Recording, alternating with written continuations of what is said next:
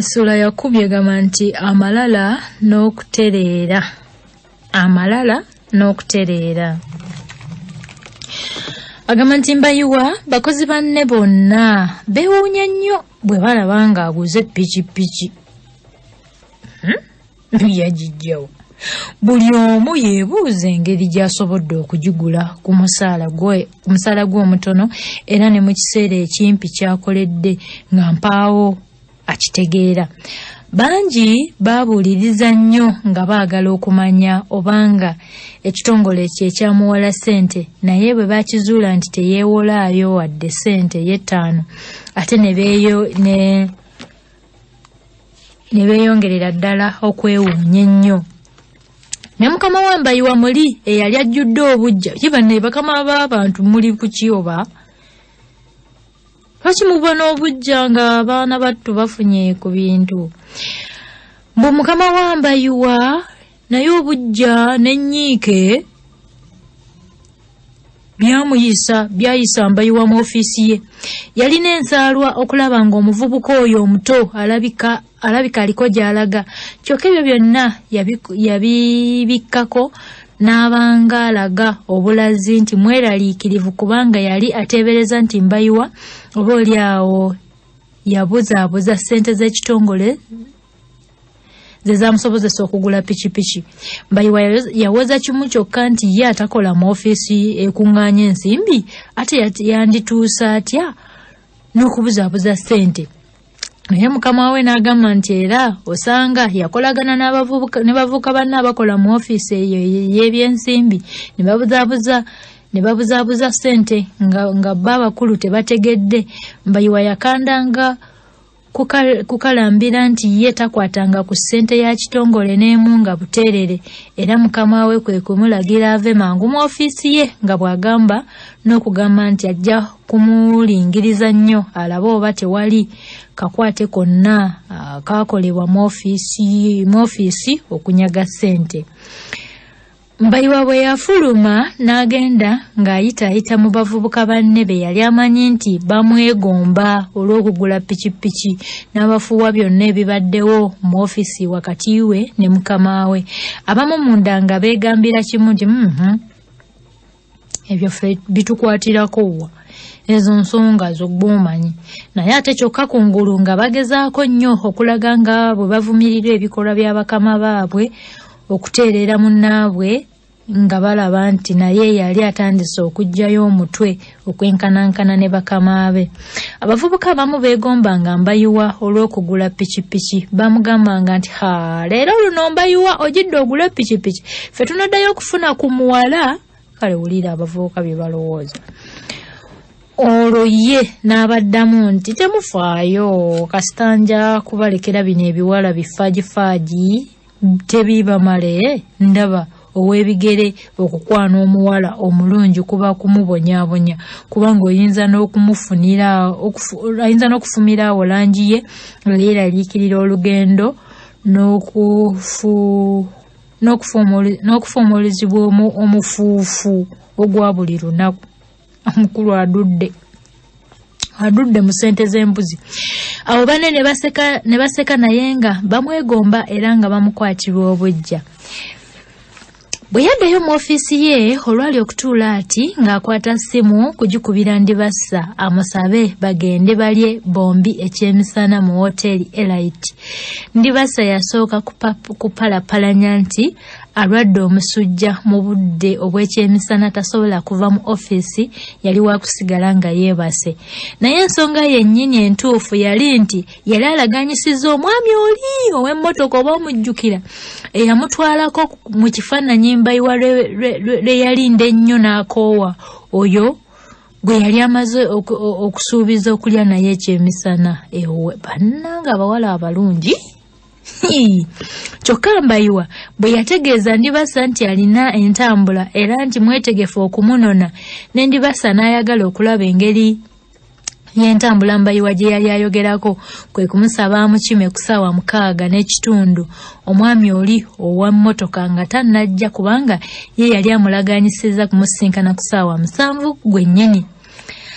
Kati Newankubadde Mbayiwa yali akimanyi nti kizibu nnyo okutoloka ku mulimu essaawa ey'ekyemisana nga tennatuuka, kyokka era ye yasalawo kwenganga byonna ebyandibaddewo singa akwatibwa n'avunaanwa okutoloka, waakiri aleme kufiirwa kweragira ku ndibassa, nti yalowooza nti bw'anaalaba ng'aguze pikipiki ajja kwongera nnyo okumwagala. Ulira. Kati essaawa bwe zaawera 6:25 ez'emisana n'addira fayiro ennene obulungi n'olupapula n'atandika okwewandiisa obuntuntu nga bw'agamba nti omuntu ku mulimu bw'otoobuzaabuza ku bakama abo n'olabika ng'okola nnyo mpaawo gy'oyinza kulaga. Oluvannyuma yayanjuluza fayiro, olupapula luli kwe yali yeewandiisiza n'alutereeza mu maaso gaayo. Akafumu ke n'akasigamya fayiro,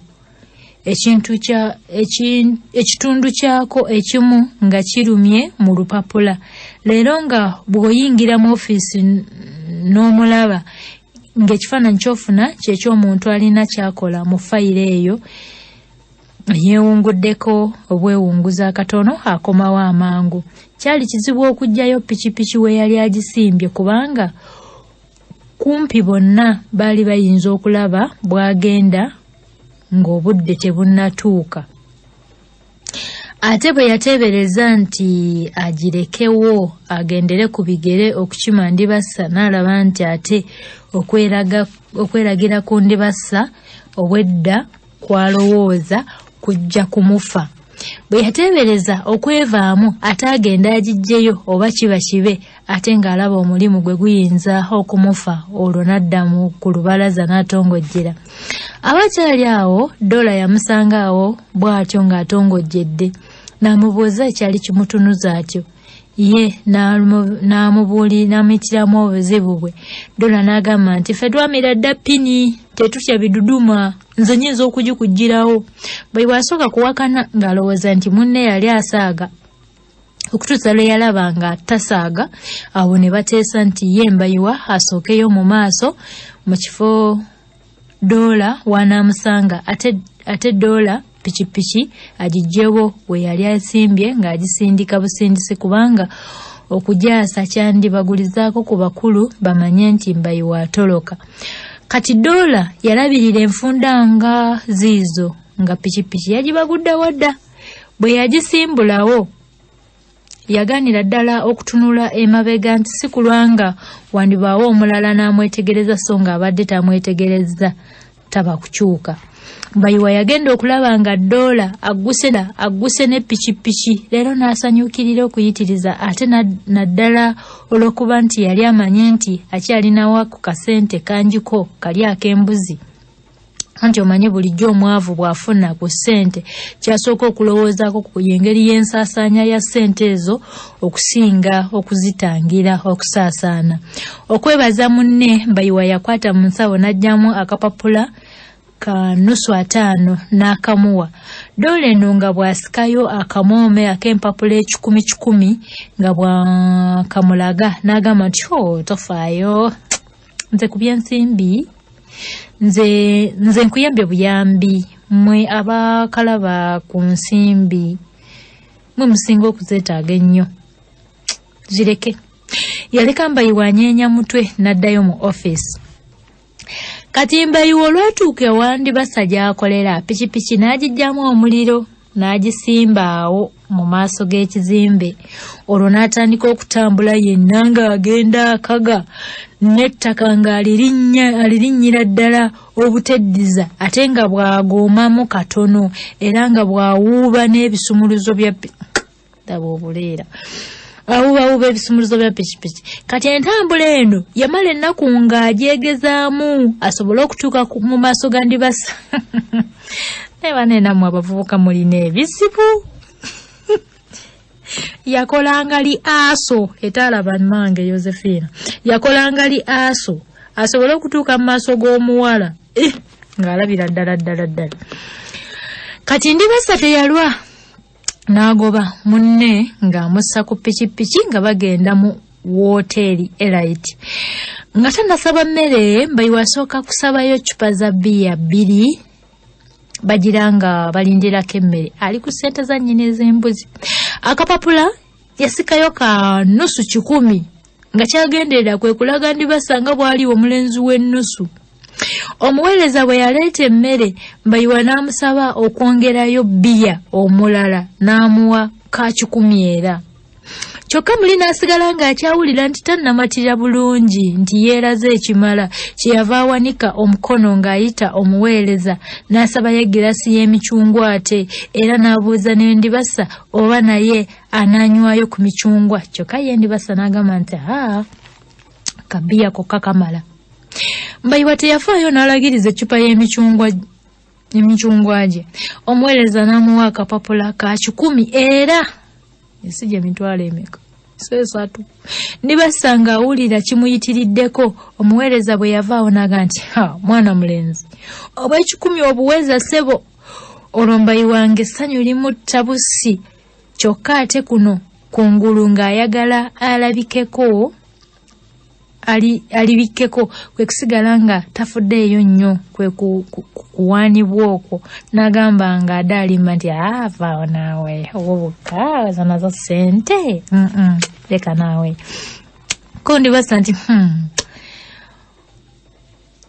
obwo bwokka kimukadde maama ndaba obwedda kajjira wano wakasoolayo bwa 10 osobola. Mbayiwa yenna mulinga abuguumiridde kyokka nga takiraga munda. Nga takiraga yamuddamu ng'abeerega nti well ensimbi tezibangako buzibu bwange. Bw'obangako n'ekizibu kyonna mu by'ensimbi lwoterumyanga owulidde mukwano. Ndibasa nakkiriza nga atasanyuse nnyo kumuwa bbeetu ery'okusaba nga ssente so nga munda yali atuuza ya lukugunyu era nga nze nnyongera okusoma bino. Kazi watundi kuno ali eri mukyala akunta olw'ennaku nga ekyana kiri wano kimu bannange.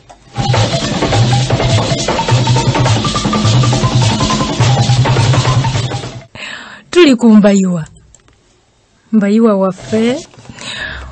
waffe engeri gy'amansaamu ssente. Jjukira obusente buno yabubba ku nnyina. Mpulira n'ennaku nga mbisoma naye kale sirina kyakola.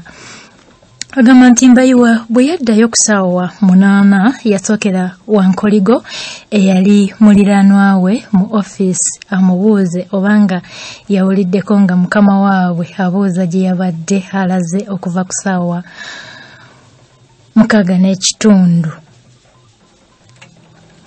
Nkoligo bwe yamutegeeza nti ndaba naye kagendera ku ssaawa 5 yali tannadda.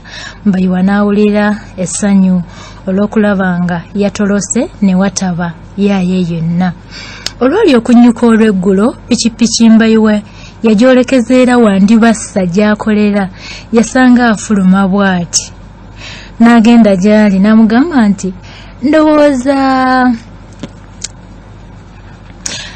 ndowooza tofaayo singa nkutwalako okukyakazaamu akawungezi ka leero. Ko Ndibasa nti wa. Mbayiwa asooka kukwata mu mbinabina ate oluvannyuma n'akanyuga emikono gye waggulu nga bw'agamba nti yonna gy'osiima. Ndibasa yasooka kulowooza oluvannyuma n'agamba nti so ndabangambye nti mu Amigo Cinema waliyo ekifaananyi ekinyuvu ennyo. Mbayiwa n'abuuza nti gye tuba tulaga mukwano. Ko Ndibasa nti bwe kiba tekikola bubi ssebo. Mbayiwa n'addamu nti ate gwe naawe by'osaba biyinza okunkola obubi. Olwo nga beewerekera. Bwe batuuka ku bitaala bino binkusibidde awo ekitaala ekimyufu ne kikuba ne bayimirira. Mbayiwa gye yakuba amaaso yagaggukiza ku Namusisi eyali Namusisi naye alina eggwiiso bannange. Ye buli waalaga Mbayiwa amusangawo. Ng'ali mu kibinja ky'abantu abaali basala oluguudo. Bwe yamulaba emmeme n'emutyemuka bwe ttwa. Kye yakola mu kaseera ako kwe kukoteka omutwe gwe ng'asuubira nti oba oli awo Namusisi lwatamulabe oba lwatamutegeere kubanga n'okumanya yali takimanyi nti yali aguze pikipiki.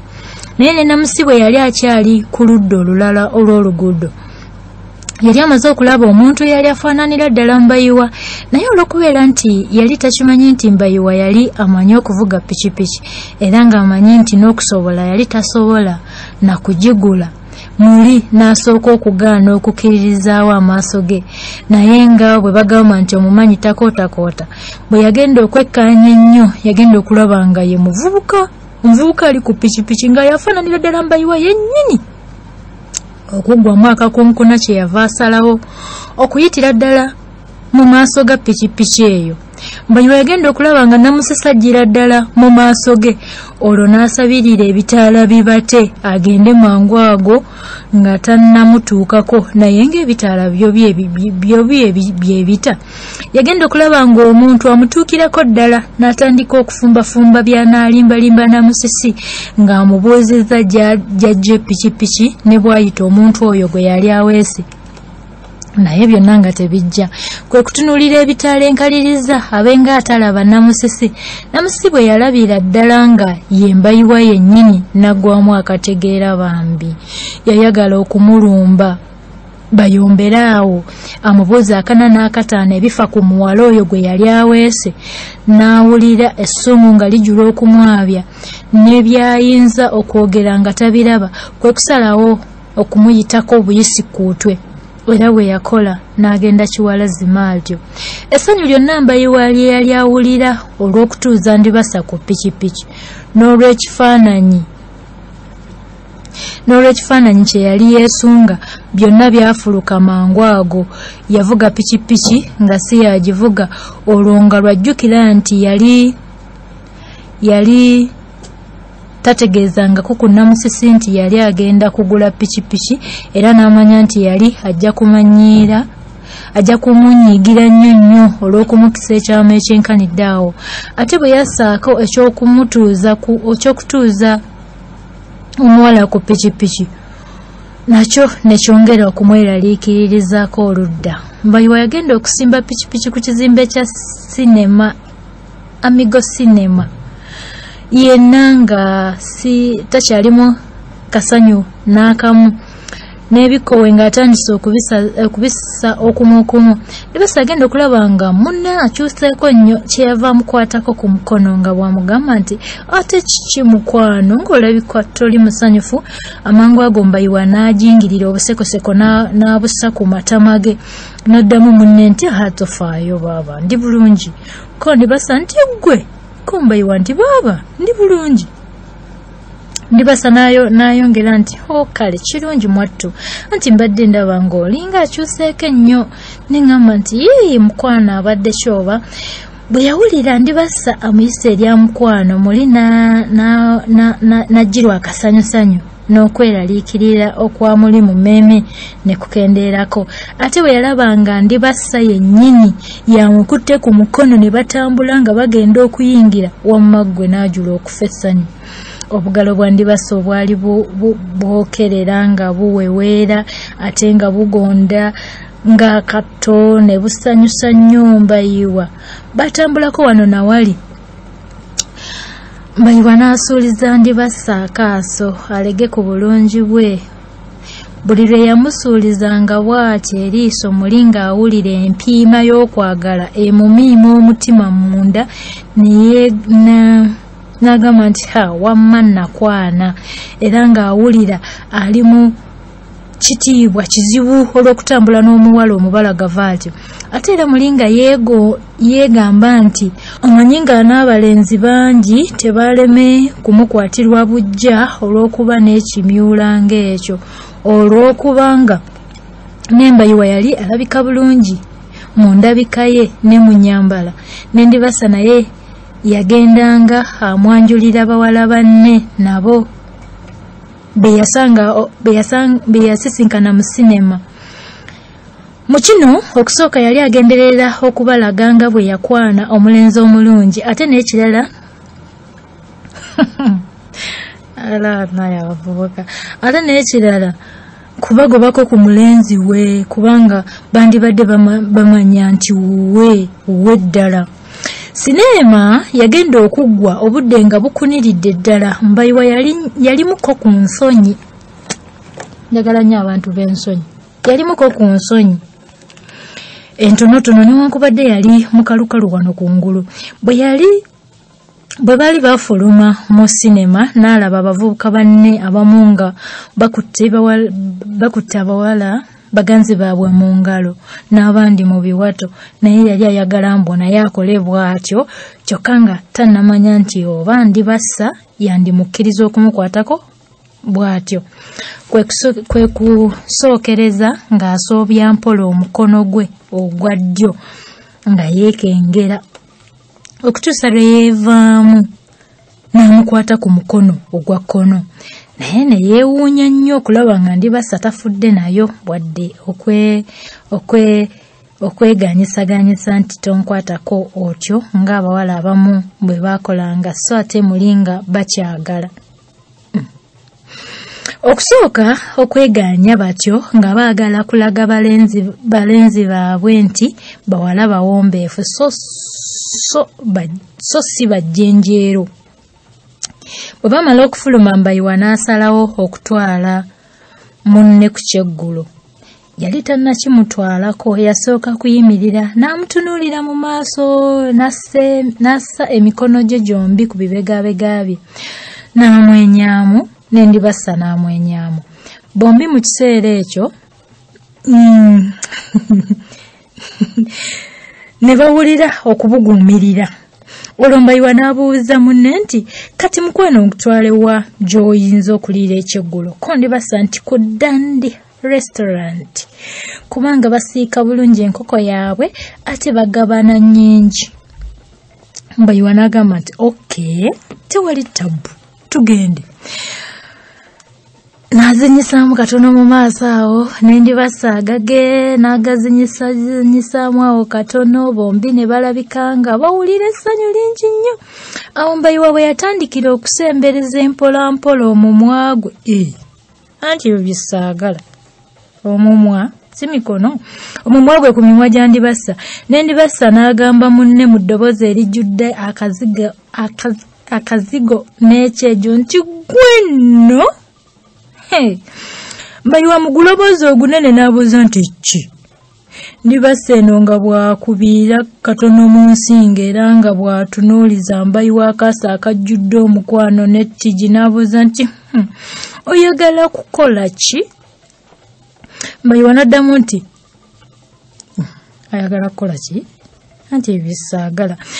N'amugamba njagala kunywegerako mukwano naye nfa okwagala. Ndibassa bwe yatunuza ndibassa ngeno bwe yetunuza ate abawala abeetunuza ku njala baba bakaba bazibu. Yetunuza ku njala ze ate eno nga bw'agira n'asuuliza akaasa eri Mbayiwa n'addamu nti sandiganye naye gwe wano mu bantu. Mu kaseera ako Mbayiwa nga takyategeera na bulungi n'akwata ndibassa ku mukono ne batambula nga balaga awali akazikezika awo. Annange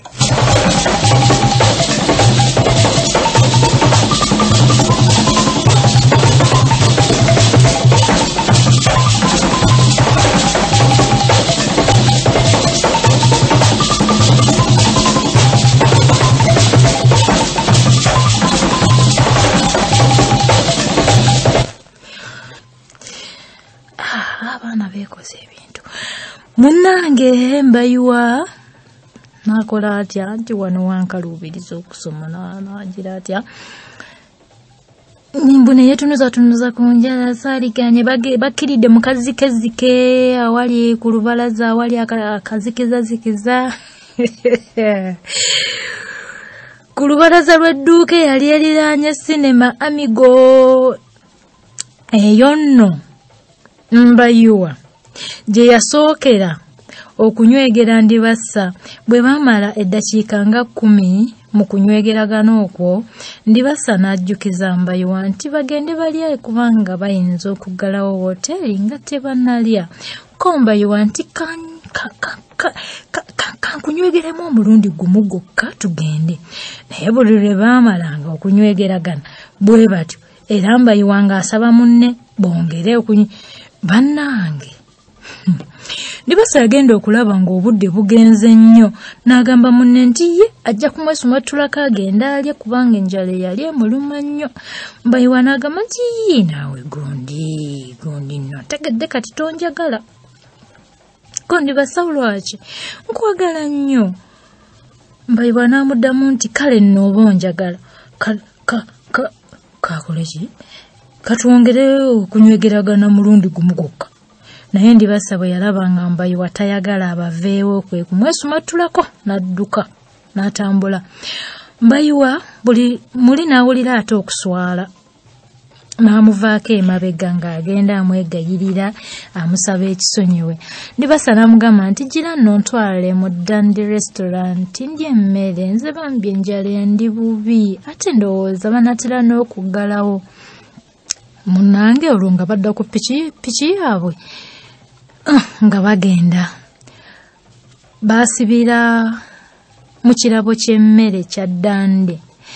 Naye olwali okusimba bati Ndibasa n'alaba emmotoka ya muganzi we anti olaba nze sagambye nti bamalaaya abo. Bannange n'alaba emmotoka ya muganzi we omulala ng'esimbye awo n'amanya nti naye ali mu kirabo omwo alya mmere omwo. Amangu ago n'agamba Mbayiwa nti nedda nzijukidde wano saagalawo mbadde neerabidde. Ko Mbayiwa nti ate lwaki? Ndibasa yasooka kulowoolereza kyakumulimba kyeyava asooka okwewuunaganya nti oluvannyuma n'alyoka agamba nti abaweereza baawo balulembe nnyo. N'amunyonyola nti ye enjala yali emuluma nnyo ate bo bakola mpola bajja kumulwisa. Nsonga nga yali naffe. Mu kaseera ako Mbayiwa nga bwe yali amatidde ennyo okwagala era byali byakwagala yali tayagala kunyiiza Ndibasa kwe kumubuuza gye yali ayagala balage. Ndibasa n'amutegeeza nti mu Top Hotel eyo nno yali yeesudde mayiro nga 3 okuva we baali. Awali okwagala nga we wataba kizibu naye Mbayiwa teyalonzalonza wabula yasamba busambi pikipiki ne bagenda mu Hotel Top Hotel.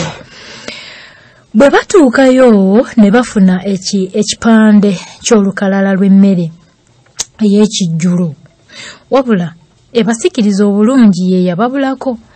Ndibasa yamagamaga n'alaba emmere esikiriza amaaso abaali balinaanyeewo gye baali balya n'agamba munne Mukama nti nabo babawengeeyo. Ne bayita omuweereza ne bamutegeeza Mukama nti nabo baagala emmere nga bali gye balya.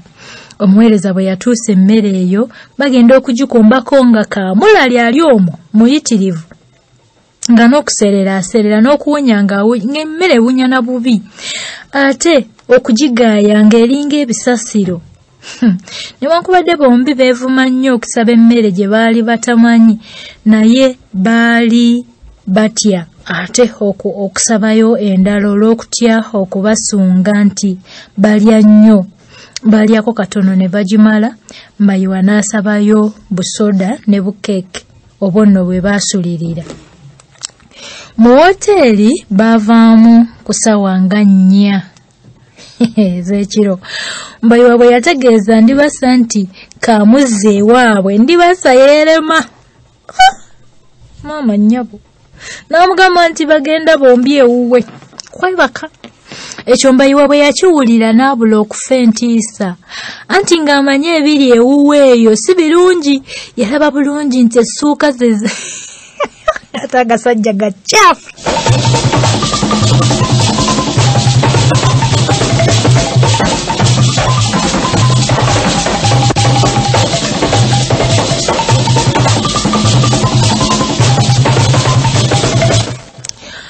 Wow, aziguddemu baaba. Mama yalaba essuuka zaali zimaze wiikisi 2 nga tezoozebwangako ate nga talinaayo mugogo mulala ne pajama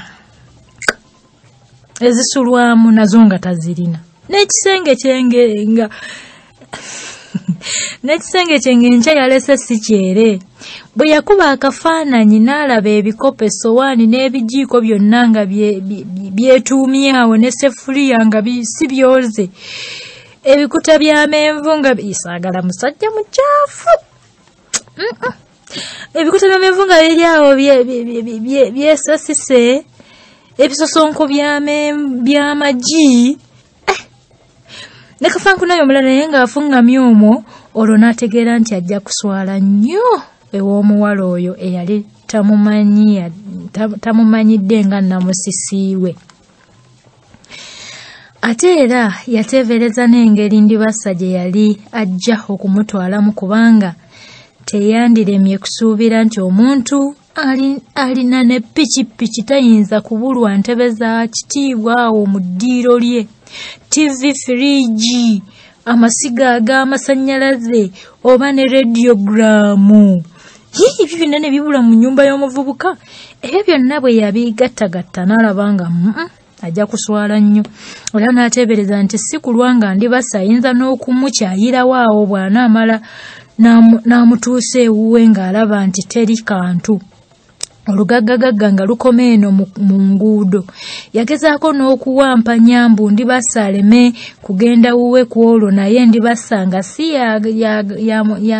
yamuganya okutuusa musajja wattu yalaba nga takyalina buwampanyizo kwe kumala geevaamu.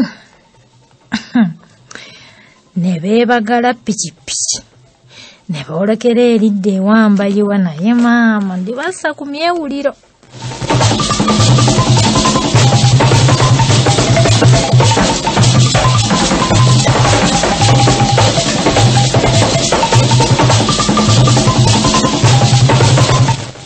Omukulu Mbayiwa anaye Mbayiwa yeeraliikiriza buli kibi kijja gy'ali. Mbu bagenda okutuuka eka, wulira bino, bagenda okutuuka eka baasanga Namusisi tayaali. Wulira omuggo omunene mu kifuba nga Namusisi yagguse eddaali ku mulyango. Ayayayayayaya.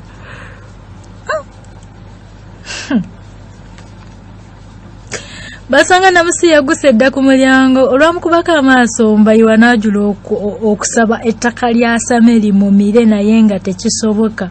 Omumanyi nga bw'atakootakoota olw'okuba ettaala mu Namusisi, Mbayiwa n'amanyirawo nti yeye. Pikipiki awo kata ebakubirewo n'ekigwo kubanga akageri ke yatya ennyo. Pikipiki kwe kutandika okuyuuga. Ndibasa n'alaba nga basaanawo n'awagana nti nyawe tufudde. Si yalina ekyejo. Mpolampola Mbayiwa yasobola okusiba pikipiki naye nga si yagisiba kubanga mu kaseera ako omutima gwe gwali guceekeera nnyo, gumuceekeera. Yali yeebuuza kyanaagamba Namusisi naye nga takiraba. Ate bwe yeebuuza ne gy'anaasuza Ndibasa nayo nga talabayo. Mulabye okugattika kamukirabe ne gamwesiba bambi. Nettawaaza ya piki teyasobola kugizikiza n'asigalira ddala ng'amulisa mu Namusisi. N'amugwenya lw'enkazi watuse yali atunula kizinzi badde ng'essowero erya bbululu. Mu kaseera ako Mbayiwa entuuyo zaali zimuyitamu n'ebikkowe ngassa bya kumukumu. N'agatambula gaamulema. Ndibasa bwe yabuuza ng'ayagala amanye oba batuuse oba nedda, Mbayiwa yali takyalimu gaanukula. Ndibasa yalaba munne takyakala n'amubuuza ogubadde naye Mbayiwa ng'amatama ntengo nga weevuuma buweevuumi na kwesooza. Ndibasa teyalema kukenga nti waliwo ekitali kituufu n'akemekkereza nnyo Mbayiwa akimubuulire naye Mbayiwa nga tanyega. Olwo Ndibasa n'atandika okutya n'okweraliikirira era n'okwevuma ekyamuleese. waliwo akasiriikiriro kaneneko nga mpaawo anyega munne. Ku ssaawa eyo Ndibasa yali tategeera Mbayiwa kye yali ayagala kukola. Akasiriikiriro gye kaakoma okulwawo ne Ndibasa gye yakoma okutya.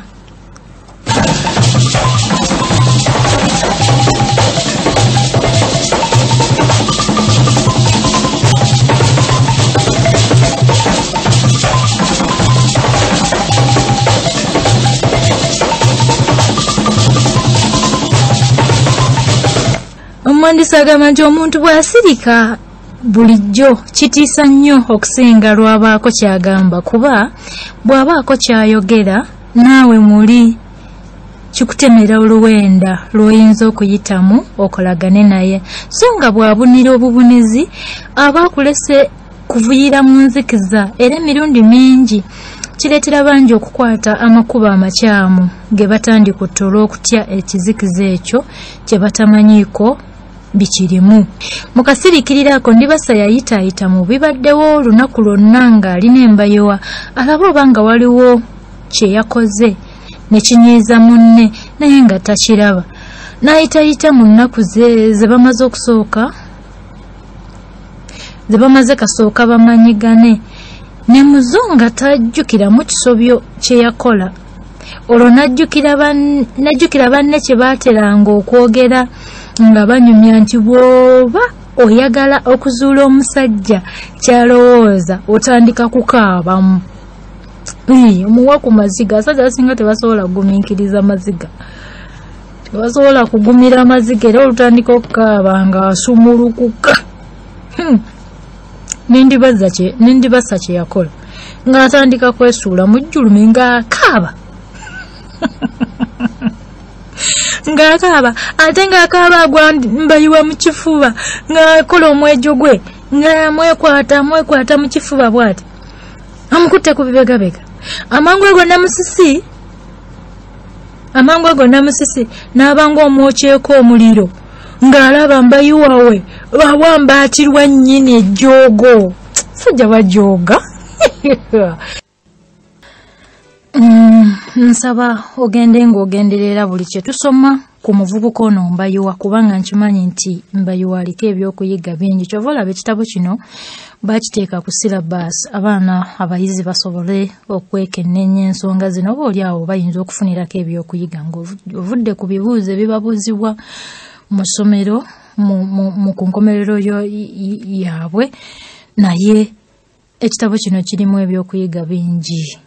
Mbayiwa y'omwana yekka eyasomesebwa asobole okulabirira bakadde be, naye bino byakola. Baamuweerera ajje mu kibuga atandika okukola. Gino gy'emirimu gy'akola gy'owulira nsoma kati abadde ajja tatugoberera mu kitabo kino. Kale ayongerayo n'agamba nti amangu ago namusisi n'abanga omwokyeko omuliro ng'alaba bba bamuwambaatira maama. Lwakusooka kubassa kasiiso alabe kye baali bagenda okukola, naye munda yali afa essungu. Mu kujja yali akyalimu akakunkuna nti oba oli awo oyo gwe yalabye si ye Mbayiwa wa bulijjo, kubanga okuviira ddala Kawungeezi lwe yasooka okumulaba ku pikipiki yatandika okwewuunya ssente ezagula pikipiki gye yazijja. Ate era yali akyalowooza nti Mbayiwa si yayinza okugula ekintu ekinene ekyenkanidde awo. Namusisi n'atamanya nga tekisoboka. Kyeyava asalawo okuyitirako ewa munne butereevu ng'avudde ku mulimu, ng'ajjiridde kumulabako ddakiika nga ziizo, ng'amaze n'okumanya pikipiki gye yavudde era n'omuwala eyabadde agyebagadde, nga bye byokka byaleeta Namusisi okubuuza. Omusajja bamubuuza, Namusisi n'awereka. Bwe yamala okwetegereza ng'oyo ye Mbayiwa we ddala, kyamubuukako mu kifo ky'okumuyombesa. Mbayiwa Mufo ky'okuyombesa Mbayiwa oba Namusisi kwe kutema obutemi omulanga nti wowe nnyabo mama nfudde nnyabo. N'awulira empiima ku mutima n'ekintu ekimunyoola omumiro era nga takyasana bulungi. Ne mu lubuto ng'awuliramu okubuubuuka nga mwe bakumye omuliro. N'ensi yonna ng'awulira nga nze omusajja ntuusa ku ekyo naawe Namusisi jjawo akajanja bana balinga ebijanjaalo. Bwe yamala okuwulira ate n'assa ekikkowe ekinene nnyo n'atunuulira Mbayiwa yali atunula empwangali ng'embwa esudde ekyuma mu kaseera ako. Amugamba nti abasajja ekyokwogera ebirala byamubola. Nayongera kukaaba bukaawe. Awo Ndibasa yenna ng'akimba n'okukimba we yabuuliza Mbayiwa nti simanyi kino ekiwala ekitunu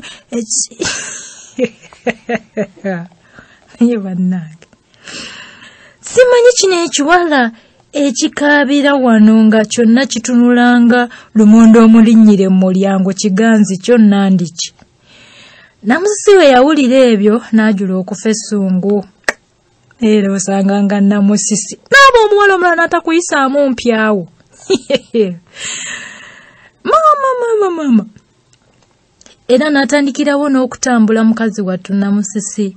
Mbayiwa yagenda okulaba nga Namusisi amulekawo ate mu kiseera kye kimu nga n'Endibasa tayagala amulekewo. Namusisi ewa mwannyina gye yali asula olugendo lwali luweerera ddala kilomita 10. Si ye yatyanga enzikiza naye era yasalawo okulutambula ddeyo ekiro ekyo. Weewaawo kyali kimukaluubirira naye nti bulijjo omutawaana kasita gutuuka n'ebintu byonna bikyuka gwate towulira bwe boogera nti akabi nga kanajja ekikere kidduka okusinga empewo. Namusisi yagenda alowoolereza ku byakumalira ddala Mbayiwa naye ng'alaba nga kizibu nnyo.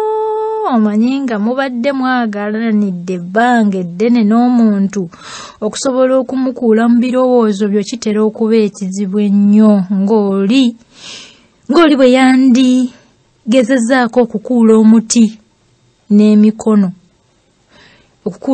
n'emikono gye. Okukuula okwagala okuba kumaze okutalaaga n'emirandira gyakwo mu ttaka kyetaaga ekiseera nakwevaamu nnyo. Kyetaaga ekiseera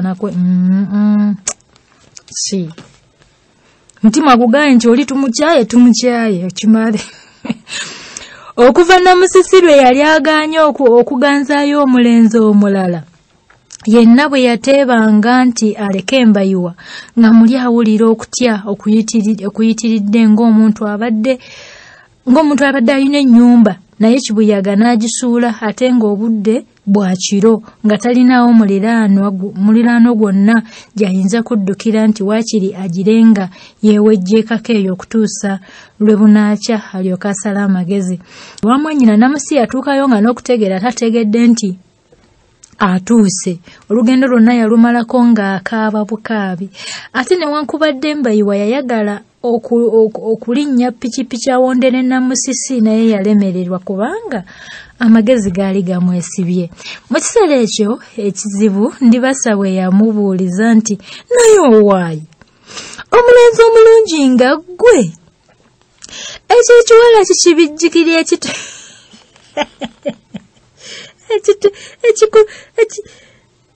ekikutuuza n'endiga ku ttale wakyegombako ki? Mbayiwa n'awulira ng'afa ensonyi era n'okusaalirwa mu kiseera kye kimu ng'alaba bamuzzeeko bamuvuma ate ng'omuwala gwe yali ayagala ennyo olw'empisa ze ennungi bwe zityo agenze. Ndibasa yayongerera n'okumubuuza nti simanyi nneera ne kaakati okyakyagala.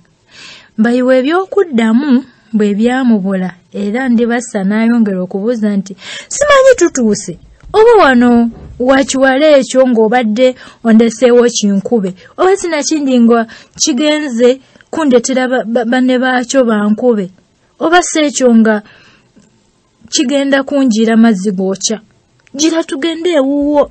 nze ndyoke ndaba omulenzi omulungi nga ggwe bodda ku nkobe ng'eyo n'oyagala tugende ewuwo twebake. Mbayiwa teyanyega wadde ekigambo n'eki. Yaggulawo buguzi njuye nga bayingira.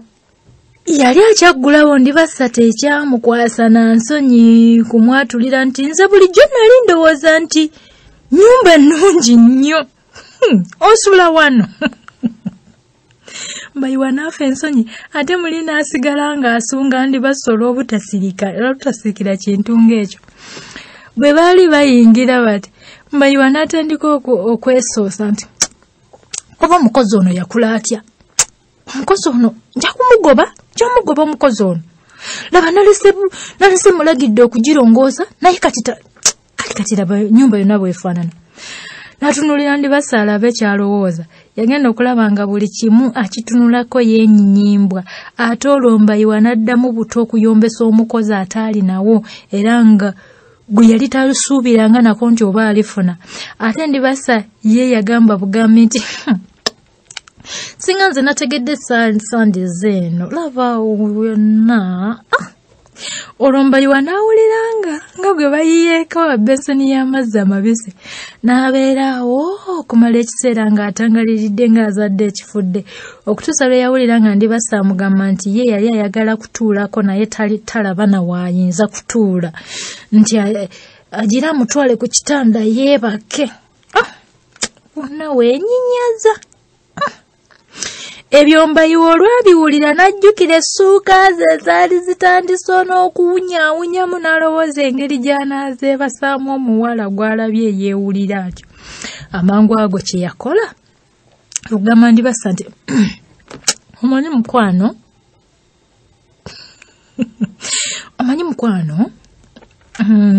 ku lw'omukaaga olujja waliwo omuto wange agenda okuwasa gwe nawadde enju yange okutuusa embaga ye lweriggwa.